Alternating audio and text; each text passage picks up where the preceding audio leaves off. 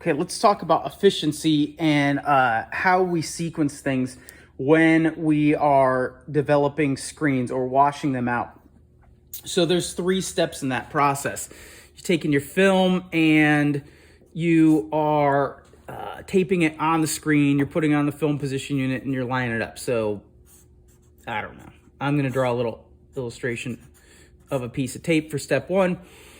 Step 2 is obviously we're going to burn it. We're going to put it in the exposure unit and burn it. So that's light. And then step 3 is with us, we have a little dip tank that we put it in. That's just water. So there's our little dip tank.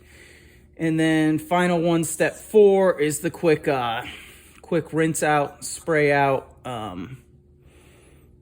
So whatever, that's that one. So all that has to be done no matter what, in just simplistic ways. All that just has to be done. But how do we do that and use each of these tools so we're not standing there at each one and we can do it as quickly as possible? This should be a very fast process that goes very quickly, very easily, and it should be super efficient with the tools we have. And that's the whole key to this, is we have to utilize the tools we have, and we have awesome tools here for this process. So basically what you want to do when you're starting to think about this, or you're the person doing this, you want to start at step 1, of course, which makes sense. Start at step 1, okay, tape that first screen, and then we're going to put it in the exposure unit.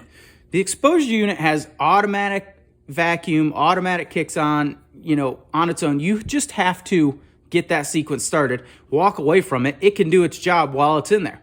So while that's happening, you need to go back to step 1. Tape your next screen. Okay, guess what? By then, screen's burnt. So you're going to take your screen out and you're going to put it in the water dip tank. Cool. Then you go from there. Same thing you did here, but now backwards in sequence. Go back around to step 2. Put that screen that now you just taped, the next one, into the exposure unit. Get that one burning. Go back again to step 1. Tape your next screen. Have that one ready. By the time you do those 2 things, that first one's going to have soaked in there long enough. So you can then take it out of there, wash it out. When you're washing that one out, once you get done doing that, guess what? Exposure unit's done, all that's done. Go back, pull this guy out of here, put it in the dip tank. Go back, put the next one that you just taped into the exposure unit. Go back, tape your next screen. Guess what? Again, by the time all that's done, next screen's ready to come out of here. You keep doing it till you run out of screens here on the front end.